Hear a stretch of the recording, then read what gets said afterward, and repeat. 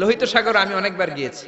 Red Sea, it's border sea between KSA, the Kingdom of Saudi Arabia, and the Arab Republic of Egypt. মিশর এবং Saudi আরবের মাঝখানে border সাগর, এটা লোহিত সাগর। এটার এই মাথায় দাঁড়ালে ওই মাথায় সৌদি আরব। সুবহানাল্লাহ কইবেন না? জেদ্দা নগরী। এই লোহিত সাগরে ফেরাউন ডুবে মরেছে। অনেকে বলে নীল নদে ডুবে মরেছে, ভুয়া কথা। আমি ফেরাউনের দেশের মানুষ মিয়া, এই তথ্য আমার কাছ থেকে শুনেন। আমি ফেরাউনের দেশে ছিলাম 5 বছর, নীল নদের পানি খেয়েছি আমি 5 বছর। সরাসরি নীল নদ থেকে নিয়ে খাই নাই। আবার মিশরের সরকার রিফাইনিং করে, পরিশোধন করে পাইপলাইনের মাধ্যমে গোটা মিশরে ছড়িয়ে দিয়েছে। নীল নদ লম্বায় সবচেয়ে বড়, আড়াআড়িতে বড় নয়। আপনি ভালো সাঁতার জানলে আড়াআড়ি পাশের দিক থেকে আপনি নীল নদকে ক্রস করে ওদিকে চলে যেতে পারবেন। কিন্তু লম্বা এটা 6695 কিলোমিটার লম্বা, পৃথিবীর সবচেয়ে বড় নদ। এটা জান্নাতের নদ। বিশ্বনবী যখন মেরাজে গেলেন, 2টা নদী সিদরাতুল মুনতাহা থেকে জান্নাতে চলে যায়, আর 2টা নদী জান্নাত থেকে পৃথিবীর দিকে নামে।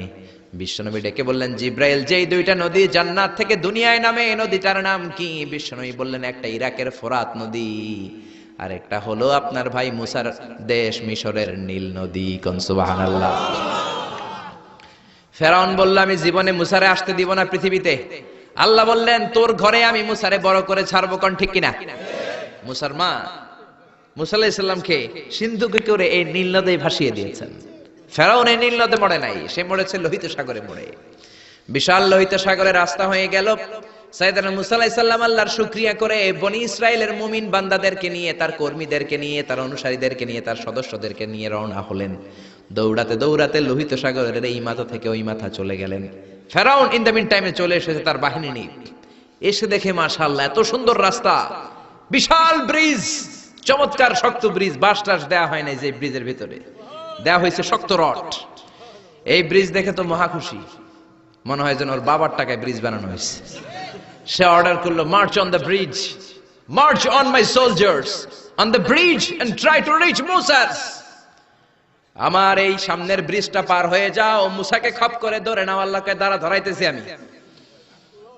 ফেরাউনের অর্ডার শুনে সেনাবাহিনীরা লেফট রাইট করে মার্চ করতে শুরু করলো। যেতে যেতে ব্রিজের এই মাথা থেকে ফেরাউন সহ সৈনিকেরা যেতে যেতে ব্রিজের মাঝ বরাবর যখন চলে এসেছে, আল্লাহ মুসারে ডেকে বললেন, ও মুসা, অ্যাকশন নেবার মনে চায় কিনা? মুসা নাই বললেন, মনে চায়। অনেক জ্বালাইছে বেয়াদবটা আমারে, ঘুমাইতে দেয় নাই, খাইতে দেয় নাই, খালি হামলা চালায়। এখনো এরকম মুসলমানদের ঘরে ঘরে হামলা আছে না নাই?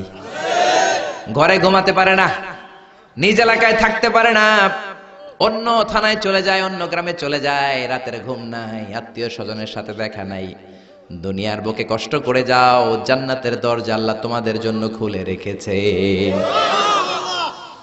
আল্লাহ বললেন, অ্যাকশন নিবার মন চায় কিনা মুসা? মুসা বললেন, অবশ্যই। আল্লাহ বললেন, অ্যাকশন নিতে চাইলে আর দেরি করা যাবে না, লাঠিটা তোলো। সুবহানাল্লাহ কইবেন না?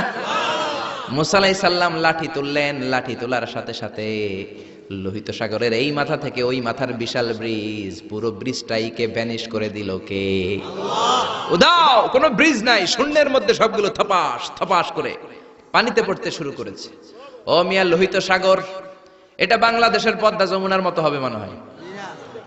তাহলে মেঘনা নদীর মতো, ব্রহ্মপুত্র, কপোতাক্ষ নদ, বিশাল বড় সাগর, কোন কুল কিনারা পায় না। আবার মেঘনা নদীর মতো হলে মিঠা পানির পানি গিলে গিলে খাওয়া যেত। সাগরের পানি কি মিঠা পানি নাকি লোনা পানি?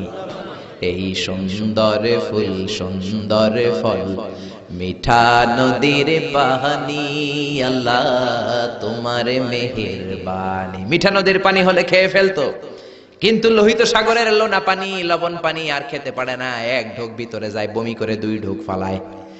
খেতে খেতে খেতে খেতে ফেরাউনের পেটটা এত বড় হয়েছে, আজীবন খেয়েছে মানুষের বাড়ির লাউ, অন্যের বাড়ির কদু, অন্যের বাড়ির খাসির রান।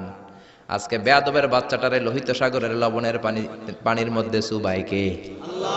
পানি খেতে খেতে পেট এত বড়। এবার হাত তুলে কয়, আমি ভালো মানুষ। কি বলে? আমি ভালো মানুষ, আমি ঈমান আনলাম। বনি ইসরাইলের লোকেরা যার প্রতি ঈমান এনেছে, মুসার রব, হারুনের রব, ওই আল্লাহর ছাড়া আমি কাউরে মানি না। কত ভালো মানুষ দেখছেন? আল্লাহ বললেন, no, the time is up. The time is up. I never accept your iman now. এখন তোর ইমান আমি কবুল করব না।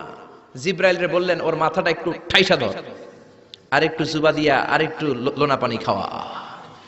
জিব্রাইল কিছুই করলেন না, ওইটা তো এমনি শুধু ভাসতেছে, মাথাটা একটু ঠেসে ধরলেন, আর কয়েক ঢোক পেটের ভিতরে ঢুকায় দিল কে? আল্লাহ বললেন ফালইয়াউমা নুনাজ্জিকা বিবাদানিকা লিতাকুনা লিমান খালফাকা আয়া। ও ফেরাউন, তুই মরে গেলি, কিন্তু তোর লাশকে আমি মারবো না। তোর লাশটা গলবে না, পচবে না, কোনো কীট পতঙ্গ তোরে খাবে না, কোনো তিমি মাছ তোর দেহের মধ্যে তার জিহ্বা লাগাবে না। কিয়ামত পর্যন্ত তোর চাচাতো ভাই খালাতো ভাইদের জন্য তোর দেহটারে আমি শুটকি বানিয়ে রাখলাম। আজও ফেরাউনের লাশটা রয়ে গিয়েছে। আমি নিজ চোখে ফেরাউনের লাশ দেখেছি। মিশরের রাজধানী কায়রোর তাহরির স্কয়ারে তাদের যে মিউজিয়াম, ন্যাশনাল মিউজিয়ামের রয়্যাল মমিস চেম্বারে, আমরা তো আজহারের ছাত্র, ফ্রিতে ঢুকতাম, ফ্রি ঢুকছি, ফ্রি লাশ দেখেছি। পুরো দেহটাকে ব্যান্ডেজ করে রাখা হয়েছে। ফেরাউনের চারদিক দিয়ে আমি ঘুরলাম, এমনি রয়েছে এমনি। আমি কই, ফেরাউন চাচা কেমন আছো? কোনো কথা নাই। আমি বললাম, আমাদের লিডার মুসারে তুমি কম জ্বালাও নাই, গ্লাসের মধ্যে তুমি আটকানো। যদি তুমি গ্লাসের ভিতরে না থাকতা, তোমার ঠ্যাং হাত একটাও থাকতো না। কোন ঠিক কিনা?